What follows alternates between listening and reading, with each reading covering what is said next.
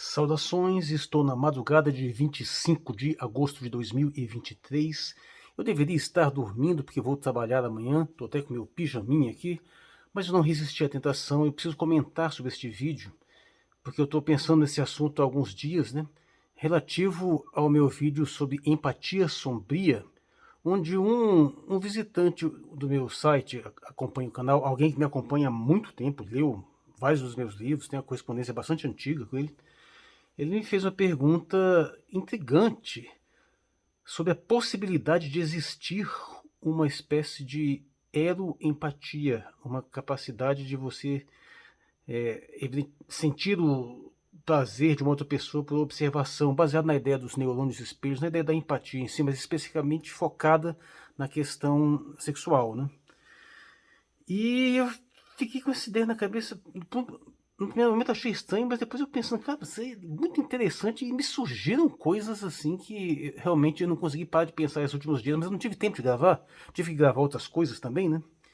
Então eu vou fazer uma abordagem aqui que vai reunir dois temas, a princípio distintos, mas que eu acho que tem tudo a ver com esse assunto, para a gente traçar algumas reflexões, talvez chegar a alguma conclusão aí. Então, em primeiro lugar, um tema que já me foi pedido, mas é que eu nunca quis gravar porque eu achava apenas irônico, não achava uma coisa muito séria, não tinha alguma coisa a dizer sobre o assunto e agora eu tenho. É aquilo que, mais uma vez importando termos do inglês, é chamado de cuckoldismo. No Brasil é o cornismo, né? É uma espécie de estética, de um tipo de fetiche que alguns homens teriam de verem suas companheiras sendo possuídas por outros homens. Uma coisa absolutamente bizarra, mas é real, tem essa categoria em sites pornográficos, e inclusive já teve até algumas pessoas ensaiando um movimento cuckoldista, uma coisa nesse nível assim. Inclusive teve um tempo que isso aí foi badalado, desde Olavo de Carvalho até o tal do Latuf, lá, né, em posições políticas divergentes, eles flertaram com essa ideia, assim, sabe? Talvez com uma influência feminista de, vou ver minha esposa indo com outro e vou... não. Mas, bem, bom, eu acho isso absolutamente bizarro, né? Aí eu fiquei pensando, como é que pode um homem gostar desta ideia vendo a sua esposa, a sua namorada, com outro homem? E sim, está acontecendo aí. Só que aí eu parei para pensar, veja, mas peraí, será que a simples pornografia já não é o nível 1 do cornismo? O cuckoldismo, pelo menos 0.1?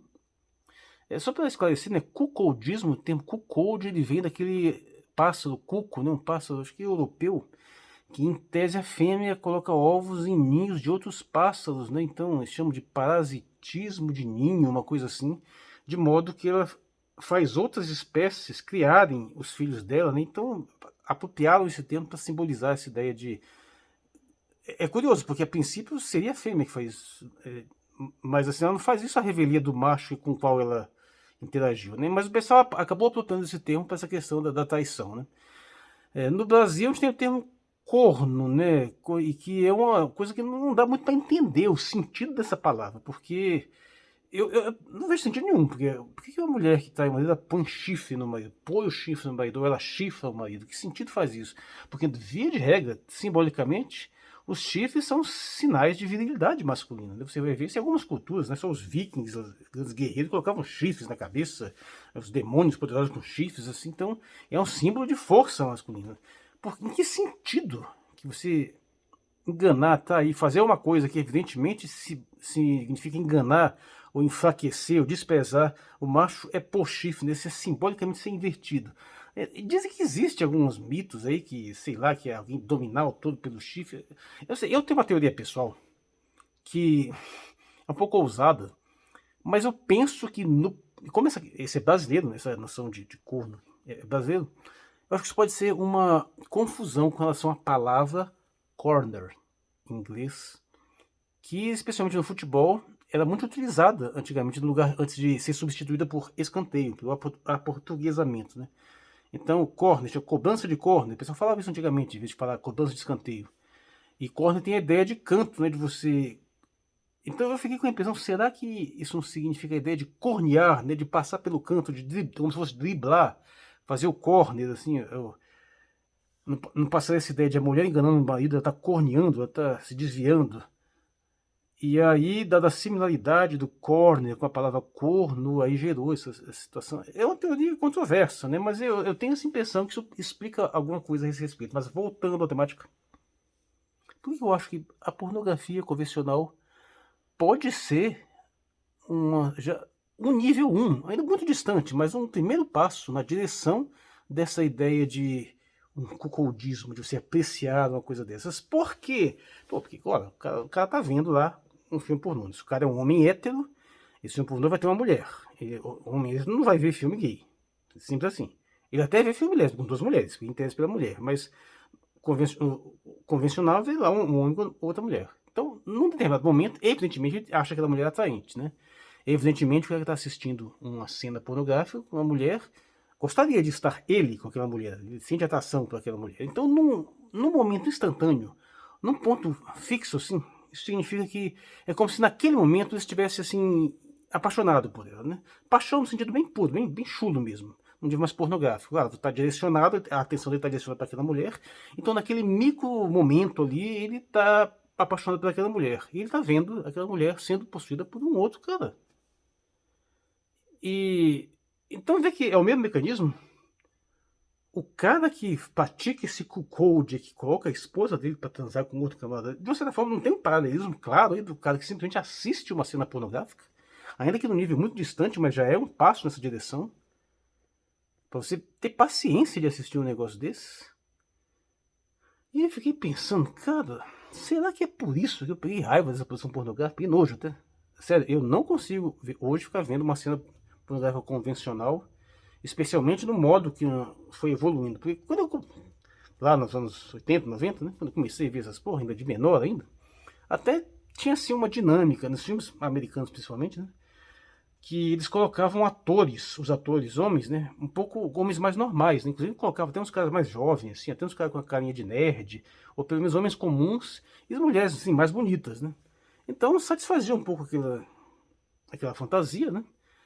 Só que aí com o tempo começou a aparecer uns caras cada vez mais grandão, cada vez mais bombadão, cada vez mais inchadão. E tudo assim, Alexandre Frota, né? Aqueles negócios de cheio de tatuagem. Aliás, esses negócios das tatuagens, meu Deus do céu. Não só. As atrizes, o modo como estão se tatuando, horríveis, aqueles caras gigantescas cobrindo o corpo quase todo, Deus me livre. Mas, bem, tem que fazer um vídeo sobre isso, porque tem um texto sobre essa questão das tatuagens. Mas o fato é que eu peguei nojo desse tipo de produção. Principalmente quando a atriz está lá praticando aquela felação. Mas vendo aquele negócio que dá uma agonia. Mas assim, aí eu passei a ver filmes apenas lésbicos, né? Só de mulheres. Aí, isso eu via. Isso eu sou capaz de ver até hoje, apesar de que tem tanto interesse, né? O que eu passei a ver mais tempo é mais filmes que tem uma atitude mais dominante da mulher, geralmente ela ficando por cima, coisa. Então isso aí, até porque você vê a mulher, assim, claramente, né?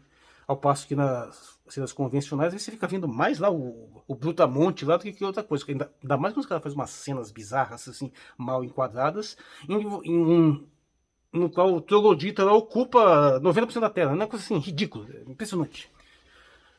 Mas assim, só para apontar isso, apreciar esse tipo de produção tem um tipo de disposição que já é parecida com esse cuckoldismo ainda.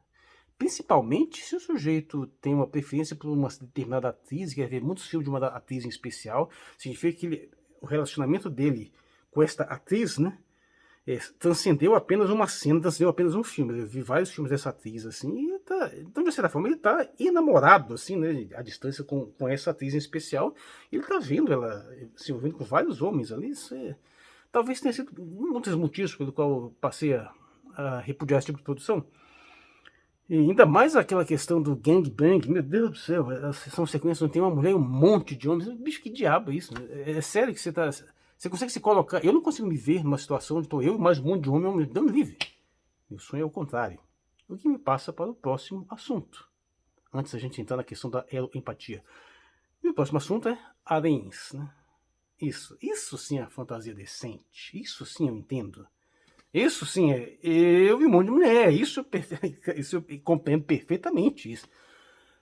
Porque isso faz perfeito sentido do ponto de vista psicoevolutivo. Tem motivo para falar de todos os homens os grandes homens poderosos da história têm, de um modo ou de outro, colocado várias mulheres a seu dispor. Os grandes reis criavam haréns, né? Um monte de mulher ali para ele. Mesmo quando não tinha assim, um harém, ele tinha um monte de concubinas. E mesmo hoje, os homens poderosos de hoje, os astros famosos, têm várias tietes, tem um monte de mulher, ou tem cano para contratar um monte de prostituta. Isso é da natureza masculina. Se ele tiver a possibilidade, ele vai realizá-la. Nesse sentido. Pelo menos a maioria deles, um grande número deles. Sim, isso faz perfeito sentido. O cuckoldismo não faz sentido bioevolutivo, de modo nenhum. Mas essa questão do harém faz. Mas essa questão do harém, uma coisa, do ponto de vista masculino é fácil de explicar, né? Mas do ponto de vista feminino, como é que elas percebem isso? Bom, pela teoria da hipergamia que eu desenvolvi, isso não é tão difícil de explicar, porque é a assimetria extrema do dimorfismo sexual humano, né? Os homens têm essa por se encarregarem de quase nada do esforço reprodutivo e só pega a parte boa, ele tem disponibilidade para fecundar várias fêmeas. Então, do ponto de vista evolutivo, faz perfeito sentido que ele tenha acesso a muitas fêmeas e fecunde várias. Isso para isso, entenda, antes de achar ruim, antes de questionar do ponto de vista moral, entenda, os seres masculinos foram programados para isso. É para isso que eles existem. A natureza, tentando escapar de uma linguagem muito intencional, mas é muito difícil, eles evoluíram com este propósito, entre aspas, né? A seleção natural fez assim. Os machos são feitos para competir nesse si, para ter acesso ao número maior possível de fêmeas, para aumentar a variabilidade genética da vida. Então, se eles puderem, eles vão fazer isso, se tiver oportunidade.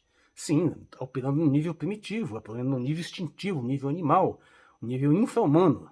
Mas vai acontecer. Do outro lado, a psicologia feminina, isso aí não adianta. Ela pode até ter esse comportamento, mas não vai a beneficiar em termos evolutivos, porque ela não vai espalhar o gene de vários homens. Então, não faz sentido.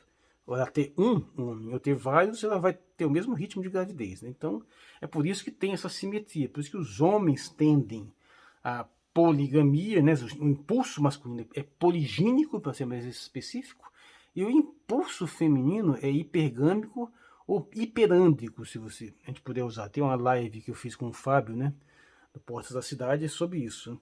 Então, do ponto de vista feminino, a teoria da hipergamia explica isso. Ela vai ter, no mínimo, uma tolerância, ou talvez até mesmo uma admiração pelo aquele macho alfa que tem um harém de fêmeas. Isso é indelével, totalmente indelével. Até hoje, em qualquer situação, uma mulher ter uma história pregressa de grande atividade sexual não é uma coisa que a torna mais atraente para a maioria dos homens. Isso é, inclusive, recriminado pela própria cultura, pelas próprias mulheres.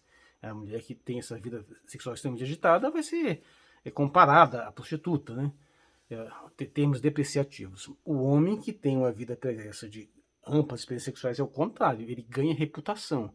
E não me vem com essa idiotice retardada de dizer que isso é hipocrisia, que isso é dublador, porque isso é perfeitamente estrutural, pelo simples fato de que um homem ter acesso a várias mulheres exige esforço, competência e capacidade. Ele tem que ser capaz de seduzir várias mulheres. E não é fácil.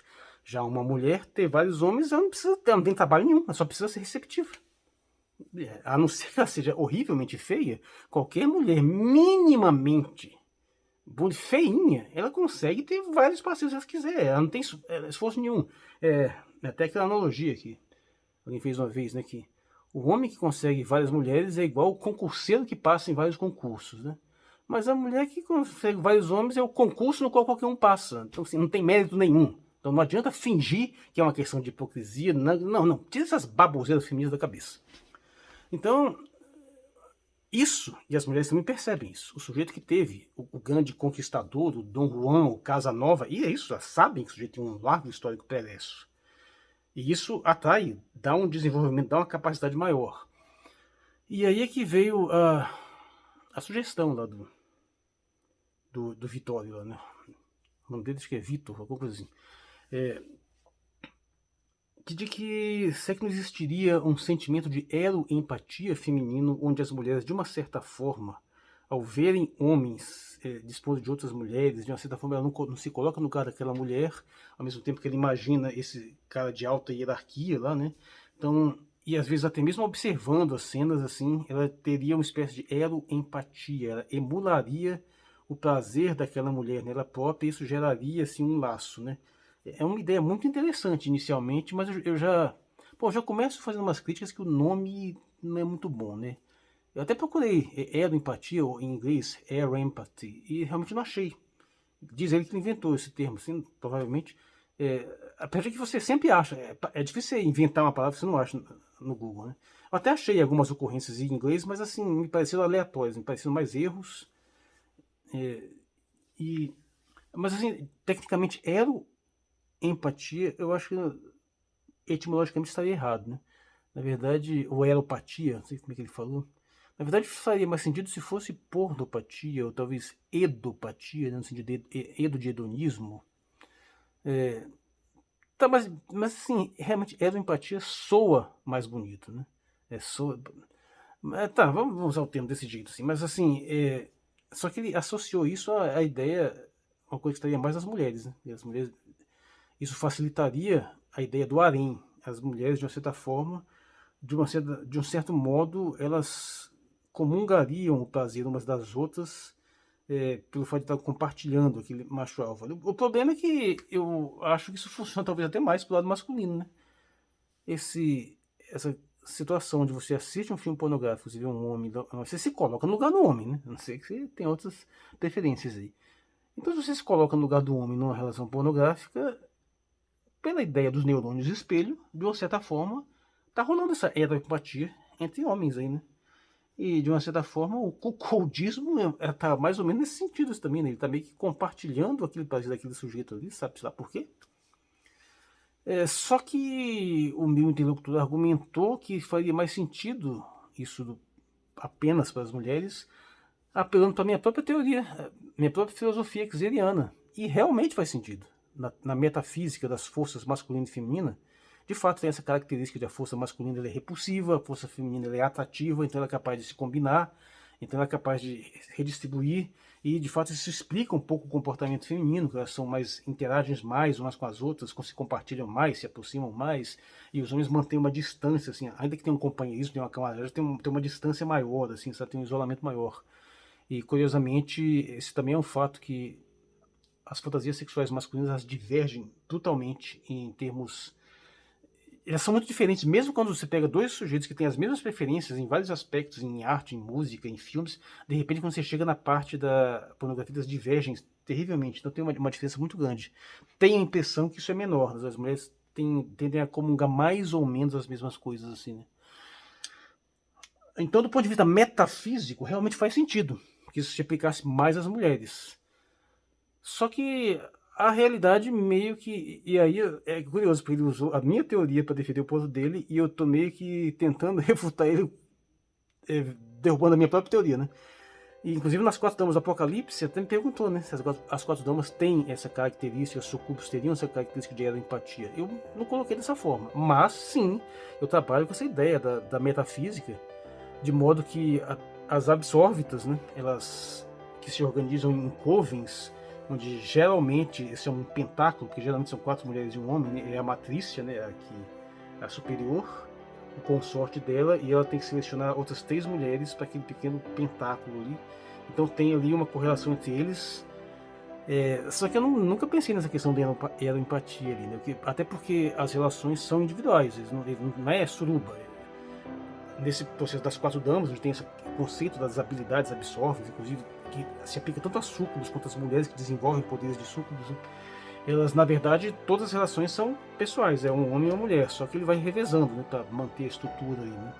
Tem uma explicação, e tem uma metafísica aí baseada na ideia das forças masculina e feminina. E, de fato, nessa metafísica, isso é bem claro. A força masculina ela é repulsiva, nesse sentido ela é negativa, e a força feminina ela é atrativa, né? Então, realmente, metafisicamente falando, ele teria razão. Essa empatia deveria funcionar mais em mulheres do que em homens. Então, por que isso não se verifica diretamente na realidade? Bom, aí tem vários fatores. Talvez porque a sexualidade feminina se manifesta de uma forma menos visual, menos clara. Então é mais difícil você ver de uma forma direta, assim, né? Eu acho que ela é mais temporal também. Ela pode ter esse sentimento de empatia em determinada situação, de modo que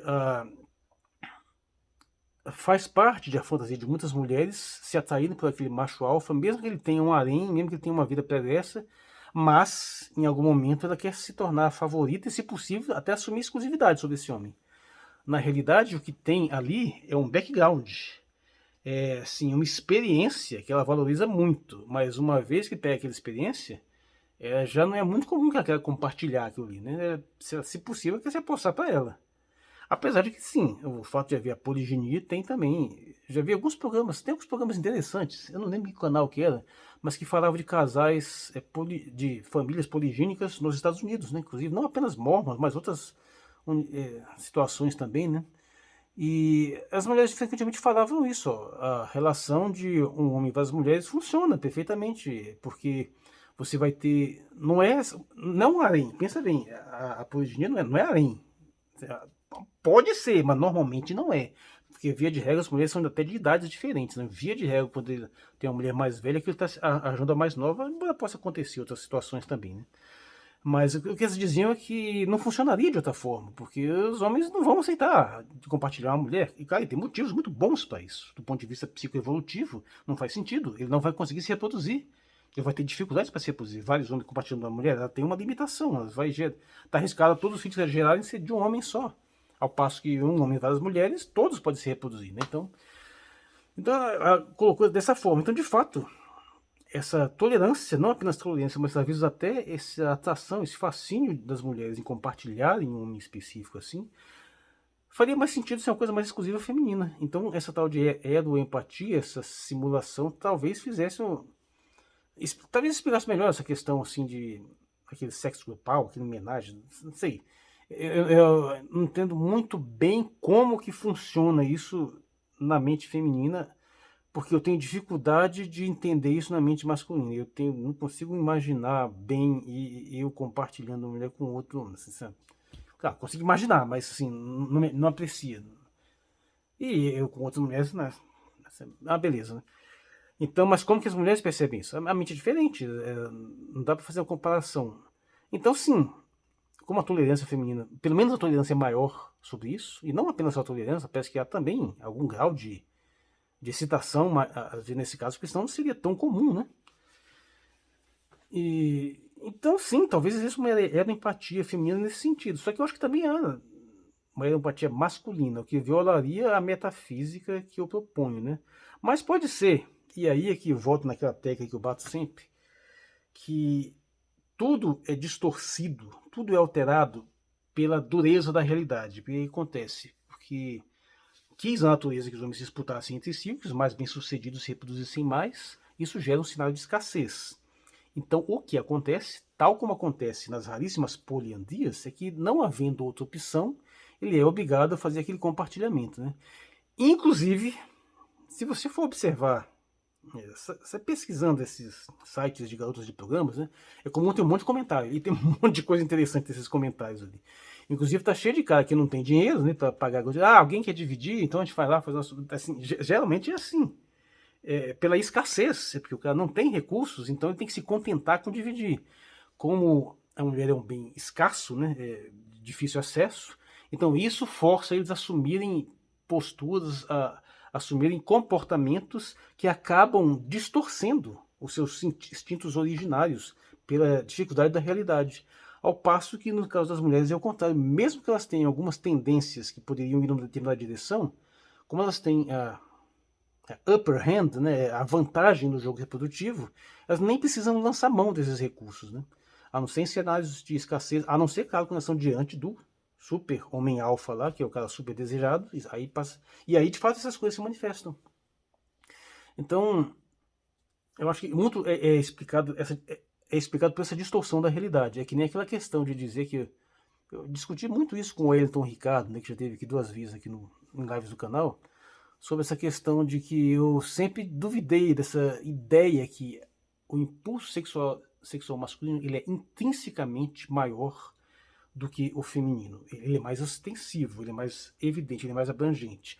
Mas o que eu acho é que é o cenário de escassez que faz com que ele se manifeste mais.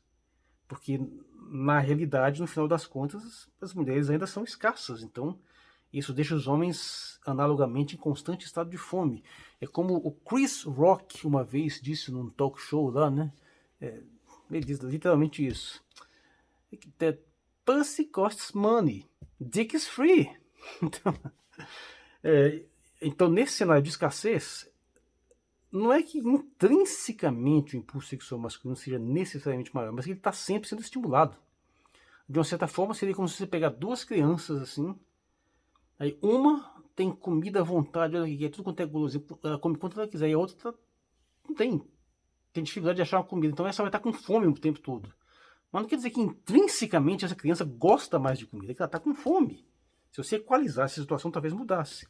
E não tem cenário possível, na realidade, que você torne a situação masculina totalmente farta em termos. Não tem. É simplesmente impossível. Mesmo os caras mais top, mais ricos, mas eles ainda assim têm tempo, porque tem coisas que eles têm que estar fazendo, tem essa repressão moral, então tem que ser uma coisa sempre mais restrita, né? Não existe cenário onde seja possível. Claro que o meu interlocutor, né, cria esses cenários em termos imaginativos. Inclusive, ele lê meus livros, né, e ele faz adaptações um pouco mais pornográficas desses livros, né, então ele cria mundos assim onde tem mulheres sobrando, né? Então, nesse mundo rola essa heteroempatia, que é um argumento excelente para justificar esses cenários de um único homem, várias mulheres em relação assim, e elas extremamente empolgadas em dividir esse homem, exatamente porque ele explica esse conceito de heteroempatia. Isso é muito interessante, porque o que acontece? O que diz é o seguinte: se ela se envolver com um único homem, ela vai ter um determinado nível de prazer. Mas se ela compartilhar com outras mulheres, é como se ela sentisse o prazer da outra junto, ou seja, se ela sente o prazer dela e mais o da outra mulher, graças a esse sentimento de empatia. Então o prazer dela multiplica. Então, assim, duas mulheres compartilhando um homem, meio que vão ter o prazer dobrado para cada uma, e se for três é triplicado, se for quatro, não sei lá, tem algum limite lá, como é que fica. É uma coisa interessante. Aí ele diz que não, mas não funciona com o homem, o contrário, porque a força masculina é repulsiva, assim, sabe? Genial. Caralho, bicho. Na verdade, eu tinha pensado nisso uma vez, mas assim, como eu nunca levei muito a sério, nunca coloquei isso na minha ficção, não faria sentido. Mas o cara pôs e ficou interessante. E aí veio com essa questão. Então, assim, nesse cenário ficcional, com essa metafísica curiosa, né? Sim, faz perfeito sentido. De acordo com a minha própria teoria, a minha própria filosofia xeriana. No entanto, na realidade é difícil verificar isso. Penso que a explicação seja por essa problemática da dureza da realidade, da escassez, que acaba distorcendo as situações. Mas eu não sei. Ainda assim, é difícil compreender um fenômeno bizarro, como esse cuckoldismo, sem apelar para alguma coisa parecida com essa empatia. Isso é muito interessante. Por mais que você pense nessa questão assim da escassez, né? E aí fica uma questão que eu pensei muito sobre isso nesses últimos dias, porque até queria tentar gravar o vídeo, mas não consegui. E uma reflexão, até um assunto que eu não toco há muito tempo nesse site, né, nesse canal, né? E é uma coisa que eu tenho que pensar mais, se não fazia algum ajuste nessa minha teoria metafísica, assim, né? E como que isso se reflete nos meus livros. Eu não pretendo acrescentar esse ponto lá, mas lembre-se que as 4 Damas do Apocalipse estão à venda, continua por R$ 4 o livro 1 e R$ 7 o livro 2, né? É mais ou menos proporcional à quantidade de caracteres que tem na obra, né? Eu estou agora, o meu revisor acabou de me entregar o livro 3 totalmente revisado, eu estou implementando as mudanças e vou passar para um outro revisor, né, para implementar. E o livro 3 é maior que o 1 e o 2, né, e vai ter um livro 4 ainda. E isso eu exploro em vários níveis, né, apesar de ter essa pegada erótica, de terror erótico para capturar, assim, então eu desenvolvo algumas coisas mais assim, em paralelo. E essa temática eu achei bastante intrigante, né, essa sugestão dada aí pelo meu interlocutor, o qual eu prefiro não falar muito assim, porque ele tem uma produção aí que eu prefiro não replicar muito, sabe? Mas, só para fechar essa ideia, eu aproveitei e consegui falar alguma coisa sobre esse bizarro, desse cuckoldismo, esse cornismo, que tem uma galera aí que parece que se amarra nesse negócio. A temática dos haréns, né, que não é a primeira vez que eu falo, geralmente isso aparece na questão da hipergamia, né? E essa curiosa dessa ideia, desta empatia, talvez edopatia, realmente, se for pensar bem, os próprios termos empatia, simpatia, são vagos, né? Até a questão de telepatia, né? Se você for pensar bem, empatia deveria ser mais teleempatia, né? Porque de uma certa forma você faz uma emulação à distância, né? Mas assim, compartilha da mesma raiz. O patos é paixão, né? Sentimento, pode ser sofrimento também. Então são várias formas de abordar esse mesmo patos, apesar de que psicopatia e sociopatia, pelo uso das palavras, assumiram conotações negativas, ao passo que simpatia e empatia mantiveram a conotação positiva, porque passam por caminhos linguísticos diferentes.